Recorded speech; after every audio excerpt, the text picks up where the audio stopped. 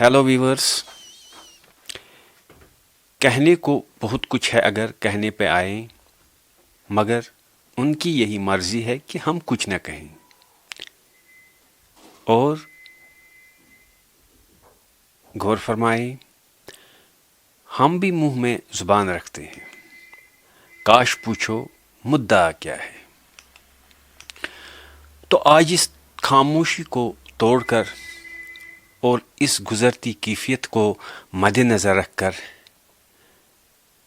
ایک متوازی نقطہ نظر سے دیکھ کے کیوں نہ دفعہ 370 جیسے نازک مسئلے پر جو کبھی پتھر کی لکیر مانا جاتا تھا مگر شاید اب قصہ پارینہ سا ہوا ہے، اس کے ساتھ جڑی یادوں کو فی الوقت تواریخ کے حوالے کریں،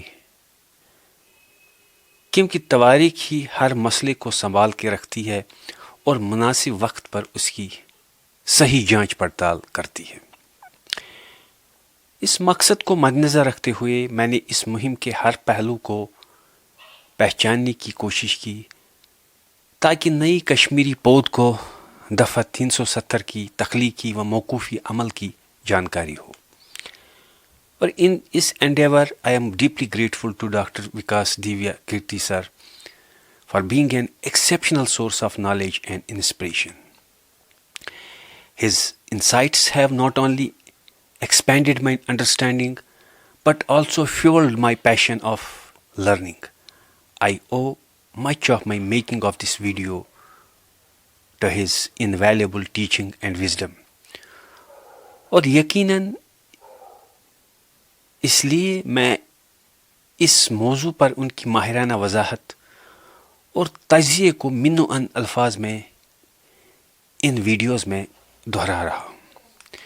3 ویڈیوز کا دفعہ 370 پر مشتمل یہ سلسلہ، جن میں اس کی تواریخ، تخلیقی عمل، موقوفی عمل اور اس کے علاوہ سبسٹنس، پروسیجر اور مارل ایتھیکل گراؤنڈز پر رائے بھی شامل ہے، ملاحظہ فرمائیں۔ As a matter of fact, there are moments in the history of people when something precious, something intertwined with their very identity is abruptly taken away. For the people of Jammu and Kashmir, Article 370 and 35A were more than just legal provisions. They were the heartbeats of unique identity, a promise of autonomy that has shaped the soul of this land for generations. And on the other hand, those who took away this from Kashmiris justify it on the grounds of national integration, economic development, and ending separation. They argued that Article 370 created a sense of separateness. تو اختلاف رائے کو اپنی جگہ صحیح مان کے بھی کیوں نہ ہم اس آرٹیکل کی ان ضروریات کو جن کے باعث یہ موروث وجود میں آیا اور ساتھ ہی ساتھ ان مجبوریوں کو جن کے باعث اسے موقوف کیا گیا، اور کیا قابل جواز ہیں ضروریات یا مجبوریاں، اس بحث کو فی الحال وقت پر چھوڑیں۔ Many of us in Kashmir have no doubt heard about Article 370, but very few truly understand their significance. These provisions, which were part of the Indian Constitution, had shaped our history, identity, and politics. On August 2019, the Indian government took the unprecedented step of revoking these articles, altering the political landscape of Jammu and Kashmir. But what did Article 370 really mean for us? How did it impact our daily lives?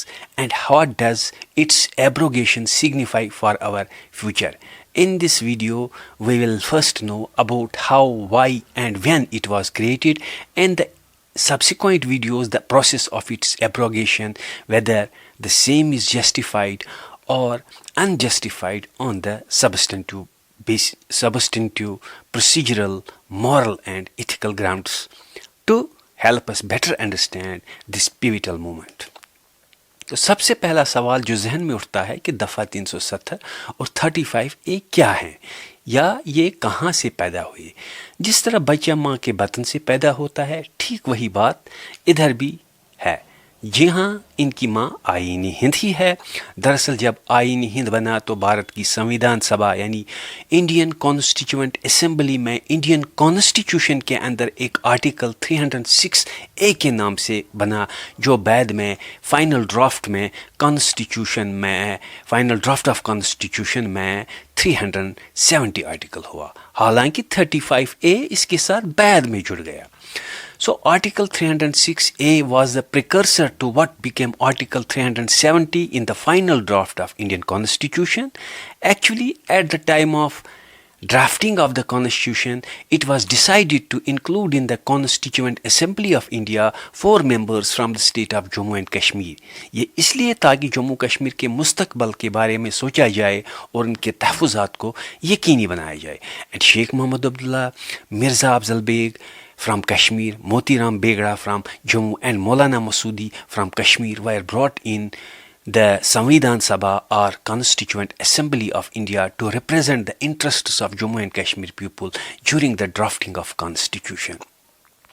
Their main contribution was to ensure that Jammu and Kashmir's unique identity and political status were preserved under the Indian Constitution. This culminated in the insertion of Article 370, and 306A was a limited draft provision negotiated between Sheikh Mohammed Abdullah, the then Prime Minister of Jammu and Kashmir, and the then Indian leadership including Jawaharlal Nehru and Dr. Bhimrao Ambedkar during the period when the Indian Constitution was framed. The purpose of this article was to recognize the unique circumstances under which Jammu and Kashmir had acceded to India in 1947. So Article 6A granting states to Jammu and Kashmir, it allowed the state to have its own constitution and limited the extent to which Indian laws could apply to Jammu and Kashmir with the approval of state government. The purpose of this article was to recognize the unique circumstances under which Jammu and Kashmir had acceded to India in 1947. At the time of its accession, Jammu and Kashmir had retained significant autonomy as it had not merged fully with India like other princely states. So Article 370 in the final constitution retained the essence of Article 306A, granting special status to Jammu and Kashmir. It allowed the states to have its own constitution and limit the extent to which Indian laws could apply to Jammu and Kashmir state with the consent of state's government. یوں دفعہ 370 آئین ہند کے دفعہ 306A کے تحت جموں کشمیر پر لاگو ہوا، جس کو ہم جموں کشمیر کا آئین بھی کہتے ہیں. اس میں 158 پیراگرافس ہیں، اس کے علاوہ 13 پارٹس اور 7 سیکشنز بھی ہیں. یہ ایک چھوٹا سا ڈاکیومنٹ ہے، اس کے 2-3 پروویژنز یاد رکھنے کے لائق ہیں. جب جموں کشمیر نے اپنا آئین بنایا تو بھارت کے صلاح و مشورے سے بنایا تھا، اور جموں کشمیر آئین کی تمہید یا انٹروڈکشن میں لکھا ہے جموں کشمیر جو کہ بھارت کا حصہ ہے. اب سوال یہ پیدا ہوتا ہے کہ کیا یہ دفعہ مستقل یا عارضی تھا؟ In the part 21 of the Constitution, there are articles from 369 to 392. And this part was particularly made for those things which are temporary, and as such these articles are temporary and transitional in nature. However, when 13th Amendment was done in 1962 and a new article 371A was made for Nagaland, as Nagaland tribals demanded the security of their status, the word special was inducted, hence it was written as special, temporary and transitional provisions, while as 370 was made for Jammu and Kashmir. It had a unique identity and is also known as the Constitution of Jammu and Kashmir. It has 3 clauses, 1, 2, 3 and 3 sub-clauses A, B, C, D. And what Amit Shah did, he initiated with 371D and then used 373 to abrogate the article. This is the procedure he adopted to abolish this article. لیکن اس نے کس procedure سے اس article کو منسوخ کیا، یہ جانیں گے ہم دوسرے ویڈیو میں. فی الحال ہم دفعہ 370 کی بنیادی ساخت کو اچھی طرح سے جاننے کی کوشش کریں گے.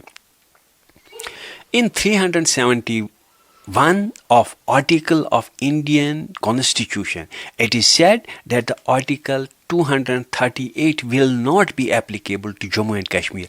Why 238? Yani 238 will not be applicable. It is because of the fact that when India got its freedom, there were 4 types of states: A, B, C and D. Part 6 of the Constitution is about status. Part 5 is about the center, and Article 152 to 237 deals with the states. As a matter of fact, there were 4 types of states, and Part 6A deals with A type of states, Part 7 deals with B type of states, and Part 8 deals with C type of states. Part 9 deals with D type of states. In Part 6A, there are articles from 152 to 237. In Part 7B, there is only one article, and that is 238. In Article 8C, there are articles from 239 to 242. In Part 9D, there is only one article, and that is 243. Type A states were notified or gazetted states. These Part A states were provinces that were directly administered by the British government before independence. For example, West Bengal, Assam, Bihar, Bombay, East Punjab, Madhya Pradesh, Madras, Odisha, Uttar Pradesh.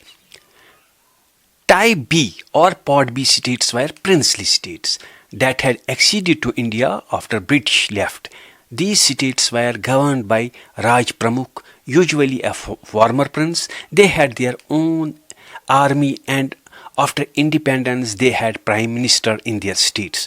Hyderabad, Jammu and Kashmir, Madhya Bharat, Mysore, Patiala and East Punjab States Union or PEPSO, Rajasthan, Saurashtra, Travancore, Cochin, Vindhya Pradesh were the princely states, and there is one article, that is 238, which dealt these states, and the same article was made impracticable to the state of Jammu and Kashmir when Article 370 was introduced. Part C are the states which were used by British as UTs. They were governed by chief commissioners. Manipur, Tripura, Delhi, Himachal Pradesh, Ajmer, Bhopal, Bilaspur, Cooch Behar, Korag, Kutch, etc. And Article 239 to 242 deals with such states. And in Part D, there is only one, that is Andaman and Nicobar Islands. These were administered directly by the central government, and the head of the administration was Lieutenant Governor, who acted on behalf of president of India. तो इस तरह से जम्मू कश्मीर को part B की फहरिस्त में रखा गया. इस जुमरे में आने वाली रियासतों के पास अपनी फ़ौज होती थी और उनका एक राज प्रमुख हुआ करता था और उनको पेंशन भी मिला करता था. अगर इस तरह इन तमाम रियासतों को एक ही यूनियन में लाया गया. However, what Pandit Jawaharlal Nehru did in 1956 when he brought the 7th amendment in the constitution. This amendment brought significant changes, particularly related to the reorganization of states. This amendment abolished the old classification of states into Part A, B, C, D states which existed since independence. Or in other words, he deleted the Article 238 and Part 7 and simultaneously deleted the 9th part also. اصل میں اس ترمیم کا مقصد ریاستوں کی تشکیل نہ ہو جس سے نئی ریاستیں جیسے کیرلا، آندھرا پردیش اور کرناٹکا وجود میں آ گئی. اس کے علاوہ کچھ ریاستیں آپس میں مدغم ہوئی. اس سے کیا ہوا کہ آئین کا 7واں پارٹ ہی ختم ہوا اور 9ویں پارٹ میں آنے والی ریاست انڈمان نکوبار کو سیدھے یوٹی والی ریاستوں کی فہرست میں شامل کیا گیا. اور اب آئینی ہند میں 2 طرح کی ریاستیں ہیں. ایک وہ جو پارٹ 6 میں شامل ہیں اور دوسری پارٹ 8 یعنی यूटी की तर्ज की हैं। Now Article 370 itself states that Article 238 will not be applicable to Jammu and Kashmir state. As a matter of fact, when 238 was repealed in 1956 by the 7th Amendment, and so far as Article 370 is concerned, it has 3 clauses, 1, 2 और 3, और Article 371 के 4 सब clauses हैं। तो Article 371A ये कहता है कि आईन हिंद का आर्टिकल 238 जम्मू कश्मीर पर लागू नहीं होगा, क्योंकि वो आर्टिकल 7वीं तरमीम से ख़त्म किया गया, इसलिए वो बेमानी है। और दफ़ा 370 आर्टिकल 371B का ताल्लुक भारत का इख्तियार जम्मू कश्मीर पर कितना होगा, इस बात पर है भारत की पार्लियामेंट जम्मू कश्मीर पर क्या क्या कवानीन बना सकती है। इसमें 2 बातें कही गई हैं। पहली बात यूनियन लिस्ट व कंकरेंट लिस्ट, दूसरी बात कंकरेंसी। जहाँ तक यूनियन व कंकरेंट का ताल्लुक है वो 3 चीज़ों से मुतल्लिक है, defence, external affairs and communication.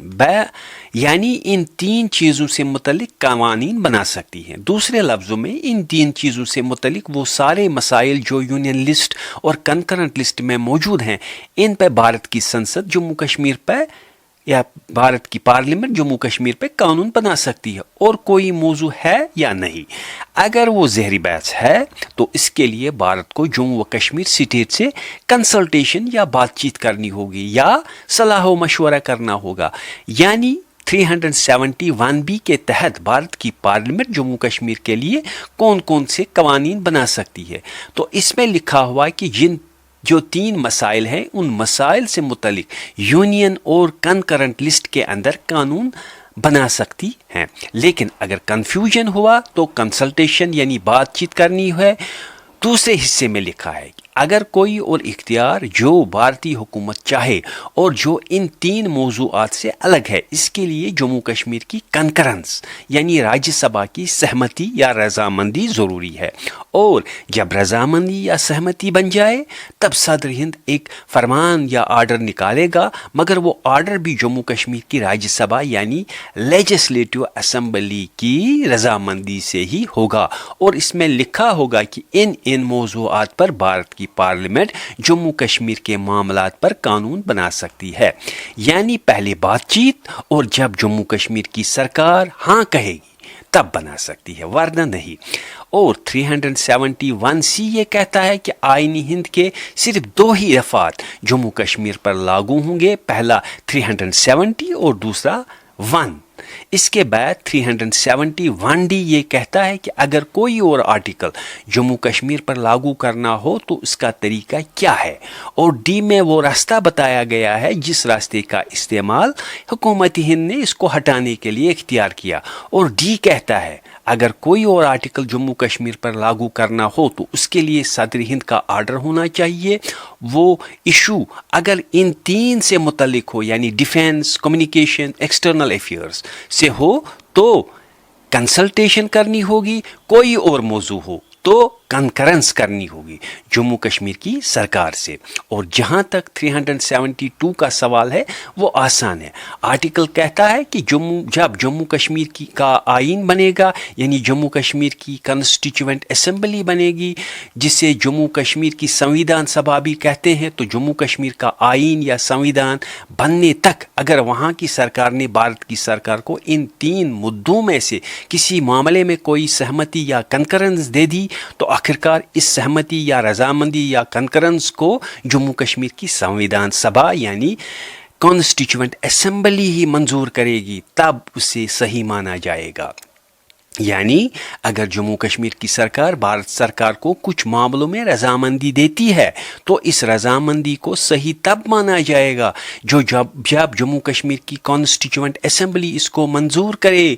इससे पहले या इसके बगैर ये बात नहीं मानी जाएगी। और 373 में ये बताया गया है कि इसको हटा कैसे सकते हैं। इसमें लिखा है कि 370 को पूरा या अगर हिस्सों में हटाना हो तो तरीका है कि सबसे पहले सदर हिंद का फरमान या आर्डर निकलेगा जो 2019 में निकला, लेकिन साथ में अहम शर्त है وہ یہ کہ صدر کا وہ آرڈر جموں کشمیر کی کانسٹیچوئنٹ اسمبلی کی ریکمنڈیشن یعنی سفارشات پر نکلے گا. یعنی جب جموں کشمیر کی سنویدھان سبھا یا کانسٹیچوئنٹ اسمبلی سفارش کرے تب ایسا کر سکتے ہیں. یاد رہے ریکمنڈیشن پر نکلے گا، کنکرنس یا کنسلٹیشن صلاح و مشورے سے نہیں. تو جموں کشمیر کی سنویدھان سبھا کی ریکمنڈیشن یعنی سفارش پر نکلے گا. وہ سفارش کرے گی کہ بھائی آپ 370 آرٹیکل کو ہٹا دیجئے. پھر پریزیڈنٹ کا آرڈر نکلے گا تو مٹ جائے گا. مگر پہلے جموں کشمیر سنویدھان سبھا کی سفارش ضروری ہے.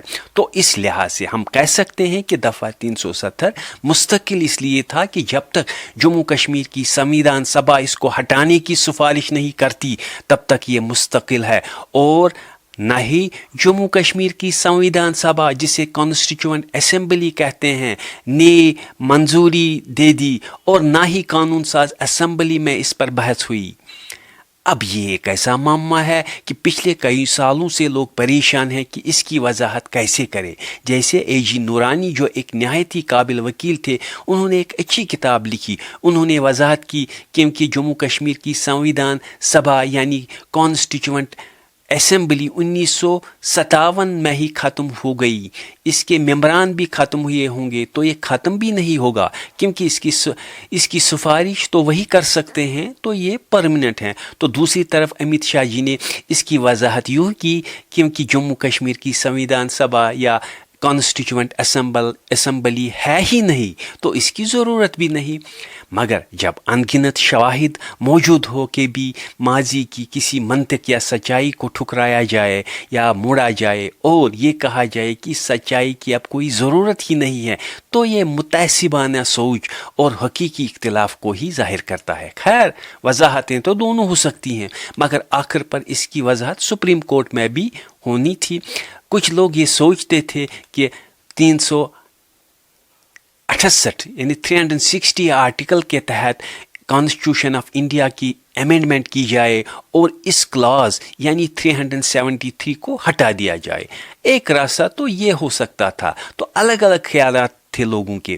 کچھ لوگ تو یہ بھی کہتے تھے کہ جموں کشمیر میں ایک نئی سنویدھان سبھا یعنی کانسٹیٹیوشنل اسمبلی کچھ دیر کے لیے کھڑی کی جائے یا بنا دیں گے جس کا ایک ہی کام ہو ریکمنڈیشن دے پھر ختم کی جائے. یہ تو تھوڑی ہی لکھا ہے وہی والی سنویدھان سبھا ہو، وہاں تو صرف سنویدھان لکھا ہے. اگر ایک بل منظور کروا لیں جموں کشمیر کے متعلق کہ آج سے ودھان سبھا یعنی لیجسلیٹو اسمبلی کا نام سنویدھان سبھا یعنی کانسٹیچوئنٹ اسمبلی ہو، سنویدھان سبھا ہو جائے گی. پھر سنویدھان سبھا جب سفارش دے گی بل پاس ہو جائے گی، کام پورا ہوا یعنی آرٹیکل ہٹ جائے گا اور اس کے بعد سنویدھان سبھا کا نام واپس ودھان سبھا ہو جائے گا. اس طریقے سے بھی لوگوں نے سوچا تھا. ہاں، 370 میں راشٹرپتی کے آرڈر کا ذکر 3 جگہ ہے: 371B، 371D اینڈ 373. پہلے 371B میں پارلیمنٹ کے ادھیکار یا اختیارات کو بڑھانے کے لیے، دوسرے میں یعنی 371D میں انڈین کانسٹیٹیوشن میں آرٹیکل 370 اور آرٹیکل 1 کو شامل کرنے کے لیے، اور 373 میں دفعہ 370 کو ہٹانے کے لیے صدر ہند کا آرڈر چاہیے تھا. تو ہٹانے کے وقت پریزیڈنٹ آف انڈیا کے 2 ہی آرڈر اس معاملے میں آئے تھے. ایک آیا 371D کے تحت اور دوسرا آیا 373 کے تحت. 2 آرڈر آئے تھے. پھر کیا ہوا دوسرے ویڈیو میں جانے کے. تو اس ویڈیو میں ہم صرف دفعہ 370 کی نوعیت کے بارے میں ہی ہم بات کریں گے. تو 370 آرٹیکل کو بھارت کی سنویدھان سبھا یعنی کانسٹیچوئنٹ اسمبلی نے ہی منظوری دے دی تھی، اور اس کے ساتھ ہی 26 جنوری 1950 کو جب انڈین کانسٹیٹیوشن پوری طرح سے لاگو ہوا تو آرٹیکل 370 بھی لاگو ہوا. یہ پریزیڈنٹ آف انڈیا کے آرڈر سے ہی لاگو ہوا. تو 1950 میں پریزیڈنٹ آف انڈیا کا پہلا آرڈر جس میں یہ لکھا تھا کہ جموں کشمیر کے معاملے میں بھارت کی پارلیمنٹ کیا کیا کر سکتی ہے. حالانکہ اس میں کوئی تضاد نہیں ہے، ڈسپیوٹ اس لیے نہیں ہے کیونکہ اس میں ساری چیزیں وہی تھی. اور اس طرح 1950 ٹھیک طرح سے نکلا. پھر 1951 بھی ٹھیک طرح سے نکلا. ہاں، 1951 میں جموں کشمیر کشمیر کی کانسٹیٹیوئنٹ اسمبلی بننے لگی 5 نومبر 1956 کو پہلی میٹنگ میں شیخ عبداللہ نے خطاب کیا. اکتوبر 1956 میں جموں کشمیر کا آئین پورا ہوا اور 26 نومبر کو ہی بھارت کا سنویدھان بھی لاگو ہوا تھا. اس بیچ میں کچھ چیزیں اور بھی ہوئی. ایک چیز 1952 میں ہوئی، ایک اور واقعہ 1953 میں ہوا. اس سال شیخ محمد عبداللہ جموں کشمیر کے پرائم منسٹر بنے اور ساری طاقت اس ایک آدمی کے ہاتھ میں آ گئی. جموں کشمیر میں جیسے ہی وہ پردھان منتری بنے تو انہوں نے مہاراجہ ہری سنگھ کو صدری ریاست سے بے دخل کیا اور ان کے بیٹے کرن سنگھ کو بٹھایا. اس وقت وہ بہت ہی چھوٹے تھے اور پھر 1953 میں کرن سنگھ نے ہی شیخ عبداللہ کی سرکار کو گرا دیا.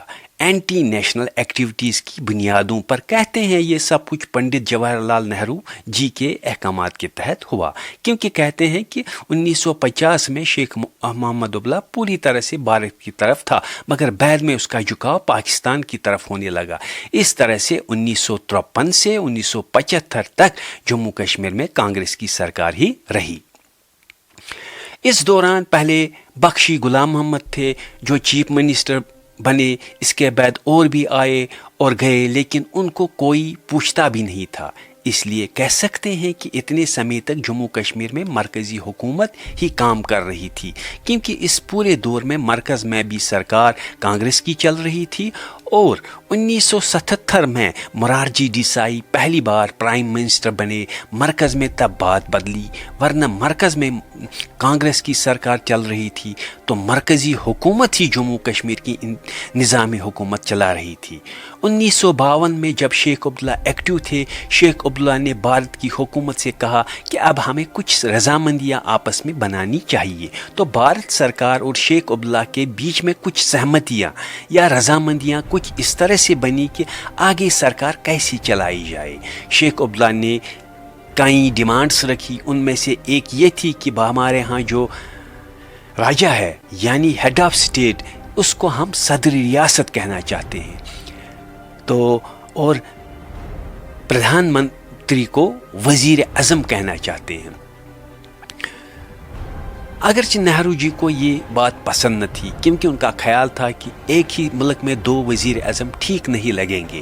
دوسری بات یہ رکھی کہ جموں کشمیر میں ڈیموگرافی تبدیل نہیں ہونی چاہیے، کیونکہ پلیبسٹ ہونے والا ہے.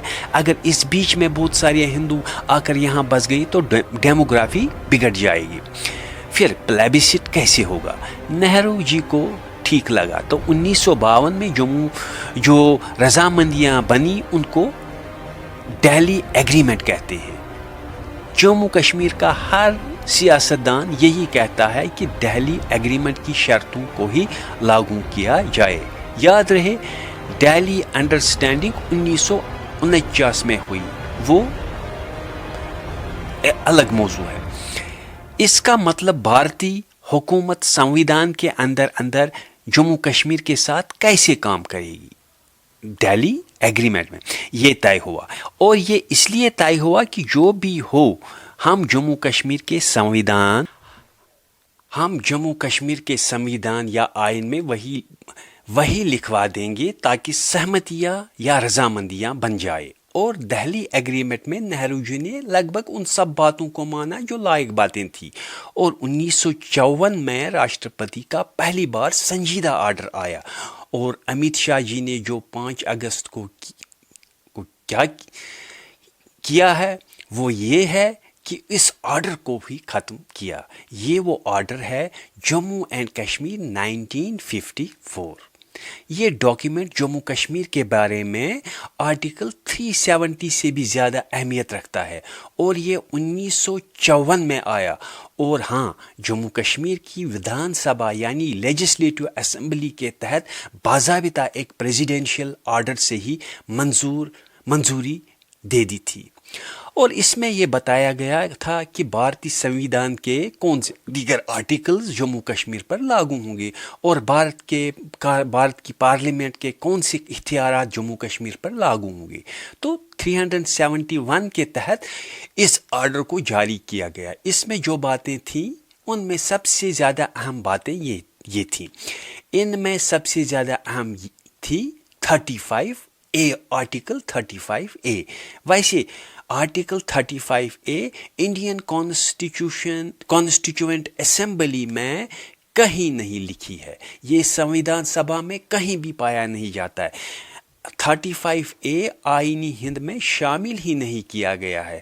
35A کو ایک خاص دروازے سے یعنی 1954 کے آرڈر سے لایا گیا ہے، اسی کے ذریعے سے شامل کیا گیا. بھارت کے سنویدھان میں جو فنڈامنٹل رائٹس ہیں وہ پارٹ 3 میں آتے ہیں. ان کو آپ کو پتہ ہے کہ پارٹ 3 کا تعلق آرٹیکل 12 سے 35 تک ہے، جس میں 12 میں سٹیٹس کے بارے میں اور 13 میں قانون کی انٹرپریٹیشن یا وضاحت کے بارے میں، اور 14 سے 32 تک ہماری بنیادی حقوق یا بیسک فنڈامنٹل رائٹس کے بارے میں.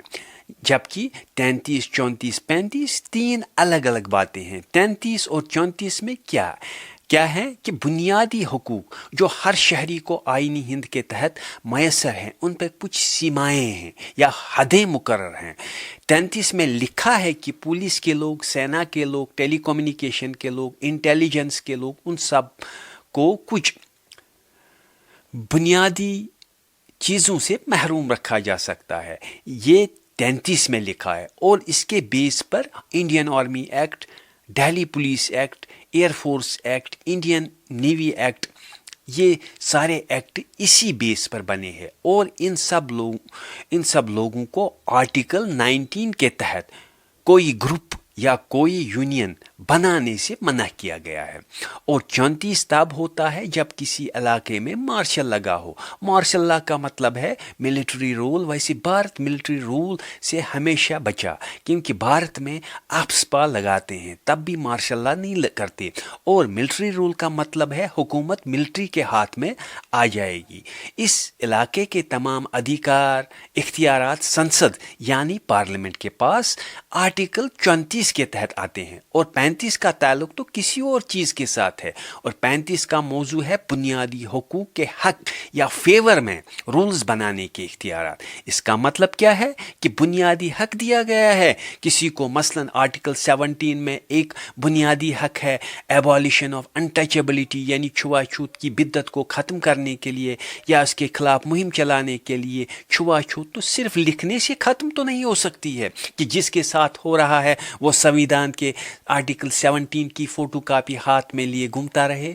تو آئینی ہند کا آرٹیکل 35 کہتا ہے 35 کہتا ہے، تو آئینی ہند کا آرٹیکل 35 کہتا ہے کہ بنیادی حقوق کو لاگو کرنے کے لیے اگر کوئی قانون بنانے کی ضرورت ہوگی تو آئین پارلیمنٹ کو یہ ادھیکار دیتا ہے کہ آرٹیکل 35 کا استعمال کر کے قانون بنا سکتی ہے. تو بنیادی حقوق کے حمایت میں قانون بنانے کے اختیار کی شکتی آرٹیکل 35 دیتی ہے. اس اختیار کا استعمال کر کے مثلا ایٹراسٹیز ایکٹ آف 1979 جو پچھلی ذات سے جڑے ورگوں کو جو چھوا چھوت کے شکار ہیں ان کے لیے بنایا گیا. تو اس سے پہلے اس کی حمایت میں 1955 میں سول رائٹس پروٹیکشن ایکٹ آیا. یہ سارے ایکٹ 35 کے تحت ہی آئے، اور اسی 35 کے ساتھ اے کو جوڑ کر اسے سنویدھان میں ایک دوسرے دروازے سے لایا گیا. حالانکہ آئین ہند میں یہ کہیں بھی پایا نہیں جاتا، اور یہ خاص طور پر جموں کشمیر کے لیے ہی بنا. اس کی بنیاد آرٹیکل 35 پر ہی ہے، اور یہ سنویدھان کا حصہ ہے، اور وہ سنویدھان کا ایسا حصہ ہے جو 1954 کے آرڈر میں لکھا ہے. اس 35A کی بنیاد اس سے تین چار باتیں نکلتی ہیں. پہلی بات یہ ہے کہ کوئی بھی ایسا قانون یا سنویدھان کا آرٹیکل جموں کشمیر پہ لاگو نہیں ہوگا جو جموں کشمیر سے جڑے پروویژن سے الگ ہو.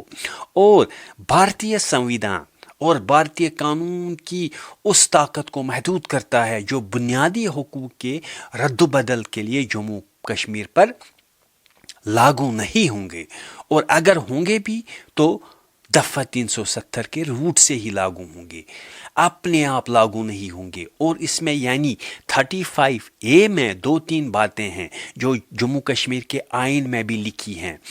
یہ پہلی بات یہ لکھی ہے کہ جموں کشمیر کا مستقل باشندہ کون ہے، یہ طے کرنے کا اختیار جموں کشمیر کی سرکار کے پاس ہے۔ جموں کشمیر کی سرکار نے جو مستقل باشندہ یعنی پرمیننٹ ریزیڈنٹ کے لیے جو شرط رکھی تھی، وہ اس تاریخ کی شرط سے جو 1954 کے آرڈر سے ہے، یعنی 14 مئی 1954 سے لاگو ہوا تھا۔ اب پرمیننٹ ریزیڈنٹ یا مستقل باشندہ ہونے کا مطلب کیا ہے؟ ایک تو وہ جو شروع یعنی پیڑھی در پیڑھی سے رہتا آ رہا ہے یا کم سے کم 10 سالوں سے رہتا آیا اور جس کی جڑیں اس علاقے سے ہیں، اس کو مستقل شہری مانتے ہیں۔ دوسرے، پرمیننٹ ریزیڈنٹ کو کچھ اختیارات دیے گئے اور ان اسپیشل رائٹس کو یہ کہہ کے خارج نہیں کیے جا سکتے کہ باقی لوگوں کے بنیادی حقوق ان سے ختم یا اثر انداز ہوتے ہیں۔ یہ اسپیشل رائٹس کیا ہے؟ اول تو یہ زمین کا ادھیکار ہے جو جموں کشمیر میں کوئی بھی زمین کسی دوسری ریاست کا آدمی نہیں خرید سکتا، مطلب جموں کشمیر کے رہنے والے بھی نہیں خرید سکتے اگر وہ مستقل رہائشی نہیں ہیں۔ جموں کشمیر راجیہ کی کوئی بھی نوکری یا کوئی بھی ریزرویشن یا اور کوٹا ان ہی کو ملے گا جو وہاں کے مستقل شہری ہیں، اگرچہ جموں کشمیر کا باشندہ بھارت کی کسی بھی ریاست میں یا علاقے میں ریزرویشن یا نوکری حاصل کر سکتا ہے۔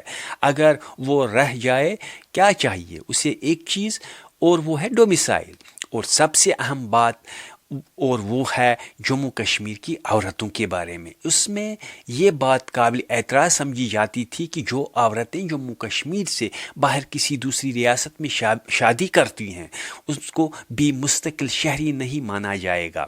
اتنا ہی نہیں، اس کے بچوں کو بھی وراثت کا حق نہیں دیا جائے گا، نہ تو وہ جموں کشمیر میں کچھ خرید سکتے ہیں، نہ نوکری کر سکیں گی، نہ ہی پیٹرنل پراپرٹی میں حصہ ملے گا۔ حالانکہ یہ معاملہ 2002 میں جموں کشمیر کی ہائی کورٹ نے خارج کر دیا اور کورٹ نے یہ جواز دیا کہ یہ سیدھے جینڈر ڈسکرمنیشن کے مترادف ہے، اس لیے اسے قبول نہیں کیا جا سکتا۔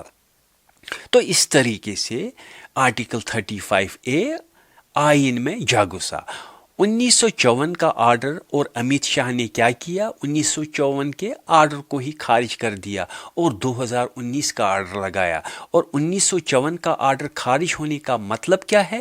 35A ختم ہو گیا، اس کو الگ سے ختم کرنے کی ضرورت ہی نہ رہی۔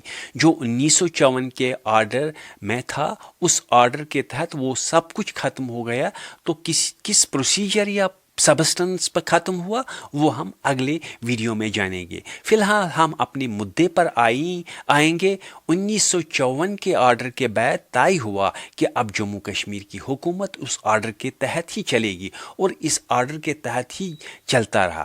بس یہی دھیان میں رہے کہ 1954 کا آرڈر آنے سے پہلے 1953 میں شیخ عبداللہ کی سرکار برخاست ہو گئی اور 1954 کا آرڈر آ گیا۔ مرکز میں کانگریس کی سرکار تھی۔ اب نہرو جی کو سمجھ میں آ گیا کہ جموں کشمیر کو کنٹرول میں کرنا مشکل کام نہیں ہے، کیونکہ زیادہ سے زیادہ وہاں کی اسٹیٹ کی رضامندی ہی چاہیے، اور دوسری طرف نیشنل کانفرنس یہ کہتی تھی کہ ہم چناؤ نہیں لڑیں گے۔ ویسے بھی شیخ محمد عبداللہ اکیلی ایسے اس پارٹی کے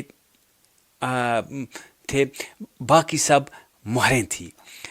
جب کانگریس پاور میں آ گئی، مرکز میں بھی اور ریاست میں بھی، اور 370 ہٹانے کے لیے یا بھارتی آئین کے آرٹیکل یا پارلیمنٹ کے اختیارات بڑھانے کے لیے وہاں کی اسٹیٹ کی کنکرنس یا رضامندی ہی تو چاہیے۔ وہاں کی سرکار کانگریس کی تھی، یہاں بھی کانگریس کی سرکار تھی، اور یہاں کی سرکار وہاں کی سرکار کو اچھی طرح سے کنٹرول کر سکتی۔ تو کیا نہرو جی کے لیے مشکل تھا کہ وہاں کی سرکار سے رضامندی لے کر بھارتی آئین کے اختیارات بڑھاتے؟ کچھ وقت تک نہرو جی رکے، لیکن اس کے بعد اس نے بھی یہی کام کرنا شروع کیا۔ 1962 میں چین سے جنگ ہوئی، 1965 میں پاکستان سے جنگ ہوئی، اور 1971 میں پھر سے پاکستان سے جنگ ہوئی۔ ان 3 جنگوں سے حالات کافی بدلے۔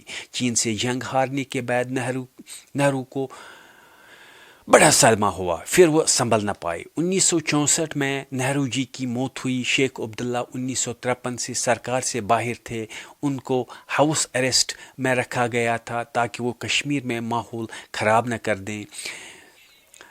شیخ عبداللہ کو لگ بھگ 20 سال تک نظر بند رکھا گیا تھا، اور بیچ بیچ میں ان کو امن میں رکھنے کے لیے ایک نارتھ ہل اسٹیشن جس کا نام کوڈائی کنال ہے وہاں رکھا۔ وہ بڑی پرفضا جگہ تھی، اور ایک اچھی حویلی میں اس کو رکھا گیا تھا۔ شیخ عبداللہ کا بیٹا فاروق عبداللہ اس وقت جے پور میں میڈیسن کی پڑھائی کر رہا تھا، اور کہتے ہیں کہ اس کا خرچہ نہرو جی خود اٹھا رہے تھے۔ یہ اس وجہ سے ہے کہ یہ نہ لگے کہ میں نے دوست کو دگا دی۔ وہ اس وقت MBBS کی ٹریننگ کر رہے تھے۔ جب نہرو جی مرنے والے تھے تو اس کے 1 یا 2 سال پہلے اور چین کی جنگ کے بعد ایک پیش رفت نہرو جی اور شیخ عبداللہ کی طرف سے یہ ہوئی کہ بات چیت کر کے کچھ راستہ نکالا جائے۔ نہرو جی کو لگا کہ اب بہت سمے میرے پاس نہیں ہے، کم سے کم ایک مسئلہ حل کر کے چلا جاؤں۔ بات چیت ہونے لگی، 1-2 میٹنگیں بھی ہوئیں۔ ایک اور میٹنگ ہونے والی تھی رام چندر گوہا جی کو، جو ہندوستان کے بہت بڑے ہسٹورین، پولیٹیکل انالسٹ اور کمنٹیٹر بھی ہیں۔ انہوں نے اسے بڑی اچھی طرح سے بیان کیا کہ اگلی میٹنگ 2-3 دن میں ہونے والی تھی۔ شیخ عبداللہ پاکستان چلے گئے کہ وہاں سے آ کے ملیں گے، اور جب پاکستان سے واپس آئے تو اس سے پہلے نہرو جی کا دیہانت ہو چکا تھا۔ اس آخری میٹنگ میں شاید کوئی آسان طریقہ نکلتا، کیونکہ شیخ عبداللہ بھی 9 سال سے سطح سے باہر تھے۔ وہ بھی سمجھ رہے تھے کہ اتنا آسان نہیں ہے، تو بات کرنی چاہیے۔ اور 1964 کے بعد شاستری جی آ گئے، اور نہرو نے بھی ایک بہت بڑی چیز یہ کی کہ اس نے 1954 کے آرڈر میں ترمیم کر دی۔ اس کا نام 1954 کا آرڈر ہی رکھا، لیکن اس میں ترمیم بار بار ہوتی رہی۔ 1964 میں دوبارہ ہوا، 1965، 66، 67 میں ہوا، 1972 میں بھی ہوا، 1980 میں 3-4 بار ہوا۔ اتنی بار ترمیمیں ہوتی رہی، اور ایمانداری کی بات یہ ہے کہ اتنی ترمیموں کے بعد بھارتیہ سنویدھان یعنی انڈین کانسٹیٹیوشن کا 70-80% حصہ جموں کشمیر پر لاگو ہو چکا تھا۔ 70-80% حصہ کہہ رہا ہوں، صرف 2 یا 3 آرٹیکل کی بات نہیں چل رہی ہے۔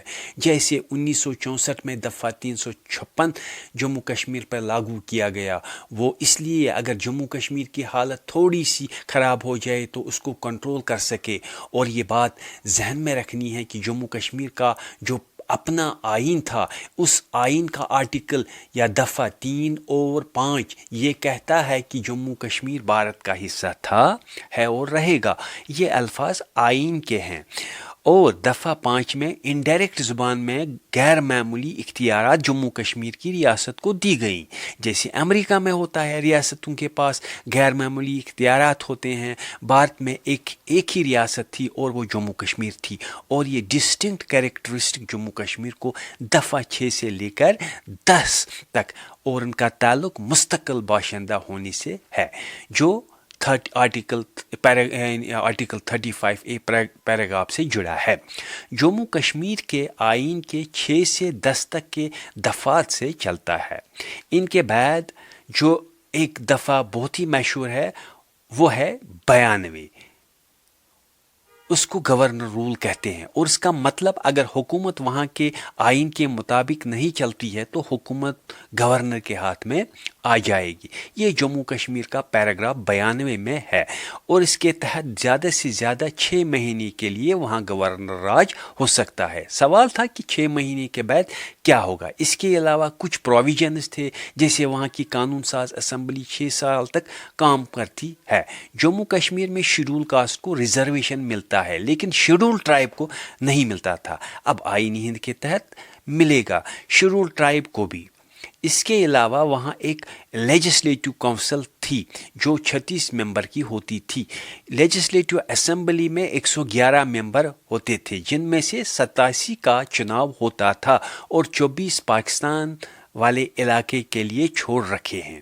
یعنی جموں کشمیر میں 24 سیٹیں پاکستان والے علاقے کے لیے چھوڑ دی گئی ہے کہ ان کا چناؤ بعد میں کروائیں گے. چناؤ آنے پر 87 سیٹوں کا چناؤ ہوتا ہے اور 24 چھوڑ کے رکھتے ہیں. یہ پروویژن رکھا گیا ہے. اس کے بعد ایک ہائی کورٹ ہوگا. جموں کشمیر کے ہائی کورٹ کو صرف بنیادی اختیارات کے معاملے میں ہی رٹ نکالنے کا اختیار تھا. اس کے برعکس آئین ہند کے آرٹیکل 226 کے تحت جو اختیارات ملتے ہیں وہ جموں کشمیر کے پاس نہیں تھے. جموں کشمیر کی ہائی کورٹ صرف فنڈامنٹل رائٹس کی حمایت میں ہی رٹ نکال سکتی ہے. تو یہاں کا ہائی کورٹ ایک حد میں تھا. اس کے علاوہ الیکشن کمیشن بھارت کا لاگو نہیں ہوتا تھا اور نہرو کو کچھ دقت لگنے لگی. تو نہرو نے کیا کیا کہ اس نے 1959 میں ہی جموں کشمیر کے آئین کی پہلی ترمیم کروا ڈالی اور پہلی ترمیم سے بھارت کا الیکشن کمیشن جموں کشمیر پر لاگو کیا. جموں کشمیر کے آئین کی پہلی ترمیم بھارت کے چناؤ آیوگ کو جموں کشمیر پر لاگو کرنے کا اختیار دیتا ہے. یہ نہرو جی نے ہی کروایا تھا. 1962 کے بعد نہرو کو لگا کہ معاملہ بگڑے گا. 1964 میں دفعہ 356 کو لاگو کیا جب اس نے یہ دیکھا کہ 92 سے کام نہیں چلتا ہے. شاستری جی 1964 میں 1965 میں 1966 میں آرڈر پہ آرڈر جلدی جلدی نکالتے رہے اور یہ یاد رکھنا ہے کہ آرڈر کا نام وہی 1954 ہی رہتا تھا, صرف اس میں ترمیمیں ہوتی تھی. اور 1965 میں کیا کیا کہ صدری ریاست کا نام گورنر ہو گیا اور وزیر اعظم کا نام چیف منسٹر ہو گیا. تو گورنر اور چیف منسٹر کے نام 1965 میں آ گئے اور تب سے ایک رضامندی چل رہی تھی کہ بھارت کا جو آئین 1964 میں تھا جموں کشمیر کے معاملے میں اسی کا بھارت کا آئین مانا جاتا تھا. اگر آپ اس سطر کو پڑھیں گے نا بھارت کے آئین میں جو جموں کشمیر کے معاملے میں مانا جاتا ہے, اس سطر کا مطلب ہے 1964 کا آئین جو بھارت میں تھا. اس کے بعد کوئی ترمیم جموں کشمیر پر لاگو نہیں ہوگی. یہی رضامندی اس وقت کے سرکار کے ساتھ ہوئی. لیکن دھیرے دھیرے بھارت سرکار نے 65 میں 66 میں 67 میں ترمیمیں کرتے کرتے سب کا قبضہ کر لیا. اور اس دوران جموں کشمیر میں اگرچہ عوامی سرکار ہی تھی مگر کانگریس کی تھی. اور شاستری جی کے جانے کے بعد 1966 میں اندرا گاندھی آئیں. 66 کے بعد 67 میں الیکشن تھا. 66 اور 67 کے بیچ چین سے بھارت جنگ ہار چکا تھا لیکن پاکستان سے جنگ جیت گیا. 67 میں اندرا گاندھی کسی طرح سے چناؤ جیت گئی اور بڑی مشکل سے حکومت چلاتی رہی اور 71 کے آتے ہی چناؤ کروایا. پھر 1971 کے چناؤ نے کئیوں کی قسمت بگاڑ دی جن میں شیخ عبداللہ بھی تھے. الیکشن میں اندرا گاندھی دھوم دھام سے الیکشن جیت گئی اور 1971 میں سرکار بناتے ہی یکدم ترمیمیں کرنی شروع کر دی. 24واں 25واں 26واں اور 26ویں ترمیم میں وہ سب کو کر دیا جو 7ویں میں نہیں ہو پایا تھا. آئین کے آرٹیکل 362 363 اور 314 کے تحت رجواڑوں کو جو خصوصی مراعات ملتے تھے سارے ختم کرا دیے. اور 1972 میں شیخ محمد عبداللہ نے لندن ٹائمز میں ایک انٹرویو دیا. اس میں اس نے کہا اب پلابسٹ کی بات کرنا فضول ہے, آؤٹ ڈیٹڈ ہے, اب تو بھارت کے ساتھ ہی رہنا ہے. اندرا گاندھی کو اپنے لوگوں نے کہا کہ یہ اشارہ ہے. اندرا گاندھی نے پارلیمنٹ میں کہا ٹھیک ہے اگر شیخ عبداللہ کا مت بدلا ہے اچھی بات ہے, ایسا مت ہو تو بات کرنے میں کیا حرج ہے. اس کے بعد شیخ عبداللہ اور اندرا گاندھی کی بات ہو گئی تو شیخ عبداللہ کی طرف سے مرزا افضل بیگ اور اندرا گاندھی کی طرف سے ایک آفیسر جو کہ انڈین فارن سروس کا ادھیکاری تھا جو جی پارتھ سارتھی, ان دونوں کی میٹنگیں ہوئیں. کچھ رضامندیاں بنی اور کچھ ڈسپیوٹس بھی رہے. پھر अंत में शेख अब्दुल्ला और इंदिरा की बातचीत हुई। इंदिरा गांधी काफ़ी रिजिड थी, चूँकि उनको भी आज की हुकूमत की तरह लोगों से फुल मैंडेट मिला था। बहुत सी बातें हुई, न सदर रियासत का नाम वापस मिला, न वज़ीर आज़म, न 1953 न या 1954 की हालत, और आखिर ये समझौता हुआ। समझौता क्या कि शेख अब्दुल्ला को लगा कि जाते जाते कुछ दिन का हुकूमत का मज़ा लूँ। लगभग सारी बातें जो इंदिरा गांधी ने कही मान ली। इंदिरा गांधी ने यहाँ तक कहा कि आपका झंडा ठीक है, लेकिन अगर भारत के झंडे, भारत के कौमी तराने या गीत की बेइज्जती हुई तो हमारी मिलिट्री के पास और मरकज़ी हुकूमत के पास सारी ताकत है उन एक्शंस को रोकने की। तो एब्सल्यूट ताकत जब पास हो तो कोई भी बोल सकता है। फिर इस शर्त पर यह साइन हुआ और शेख अब्दुल्ला ने भी माना, और जिस दिन ये साइन हुआ इसके बाद 1975 में शेख अब्दुल्ला फिर से जम्मू कश्मीर के मुख्यमंत्री बने। अब लोगों को लगने लगा कि शेख अब्दुल्ला नरम हो गए हैं। फिर 1975 से 1982 तक शेख अब्दुल्ला जम्मू कश्मीर के चीफ मिनिस्टर रहे। बीच बीच में 3-4 महीने के लिए नहीं रहे, खासकर 1977 में, और 1982 में शेख अब्दुल्ला इस दुनिया से चल बसे। उसी दिन फारूक अब्दुल्ला जम्मू कश्मीर के चीफ मिनिस्टर बन गए। इसके 2 साल बाद 1984 में इंदिरा गांधी भी मर गई, और जिस दिन मर गई राजीव गांधी भारत के प्राइम मिनिस्टर बन गए। तो राजीव गांधी और फारूक अब्दुल्ला नए लीडर थे और उम्मीद थी ये मिलकर काम करेंगे। लेकिन 1987 का इलेक्शन जो जम्मू कश्मीर में हुआ, वहाँ से हालात बिगड़ गए। लगभग 1986 से ही जम्मू कश्मीर में मिलिटेंसी शुरू हो चुकी थी। उस वक्त भी कश्मीर में दफ़ा 356 का इस्तेमाल होने लगा। उससे पहले इस्तेमाल नहीं हुआ। पहले जम्मू कश्मीर के आर्टिकल 92 के तहत गवर्नर राज लागू किया जाता था, 6 महीने तक चलता था, क्योंकि जम्मू कश्मीर में 6 महीने से ऊपर हुकूमत चल ही नहीं, यानी ये ऑर्डर चल ही नहीं सकता। इसके बाद 356 लागू होता था। और 1987 में इलेक्शन हुआ। उस वक्त जम्मू कश्मीर में JKLF की मूवमेंट चल रही थी, और मरकज़ी सरकार को डर ये था कि अगर सरकार गलत हाथों में आ गई तब क्या होगा। ऐसा कहते हैं कि 1987 के इलेक्शन में मरकज़ी सरकार ने इतनी मुदाखलत की कि फारूक अब्दुल्ला इलेक्शन जीत गए, यानी NC जीत गई। लेकिन जैसे ही NC इलेक्शन जीती जम्मू कश्मीर में, मिलिटेंटों को ये लगा कि अब बात करने का फ़ायदा नहीं है। उन्होंने हथियार उठाने शुरू किए, और उसके बाद जम्मू कश्मीर में सदर राज नाफिज हुआ, और ये लंबे समय तक रहा। और 1990 में एक एक्ट पास हुआ जिसका नाम AFSPA या armed force special powers act. ये अलग अलग रियासतों के अलग अलग एक्ट होते हैं। तो जम्मू कश्मीर में ये एक्ट 1990 में लागू हुआ, और उसके बाद 10-15 साल लग गए जम्मू कश्मीर में मिलिटेंसी को कंट्रोल करने में। तब 2002 के आसपास हालात ठीक होने लगे, जिसमें NDA की सरकार का भी रोल है। अटल बिहारी वाजपेयी ने कोशिश की हालात ठीक हो। 2002 में इलेक्शन हुए, फिर फारूक अब्दुल्ला चीफ मिनिस्टर बन गए, तो उसने एक रेजोल्यूशन कानून साज असेंबली में पास किया जिसका नाम एटॉनमी रेजोल्यूशन है। इसका मतलब है कि वही कंडीशन वापस लाई जाए जो 1953 में थी। 1953 में जम्मू कश्मीर के 53 जो है, जो जम्मू कश्मीर के लिए कीवर्ड है। बहुत हुआ तो 1953 इसलिए कि 1953 में शेख अब्दुल्ला को बर्खास्त किया गया। 1954 इसलिए कि 1954 का आर्डर जम्मू कश्मीर की रजामंदी से ही बना। तो 2002 से कुछ नहीं हो रहा था, और इसके बाद 2014 में भारतीय जनता पार्टी की सरकार आ गई और मोदी जी प्राइम मिनिस्टर बन गए, जिसकी पार्टी का एजेंडा था कि दफ़ा 370 को हटाना है। 5 साल तो कुछ ना हुआ, तो लोगों ने कहा बस इतना ही दम था। इधर फारूक अब्दुल्ला ने एक स्टेटमेंट दिया कि नरेंद्र मोदी आ जाए, चाहे कोई और आ जाए, 1 बार आ जाए, 2 बार आ जाए, 4 बार आ जाए, किसी में दम नहीं कि दफ़ा 370 को हटा सके।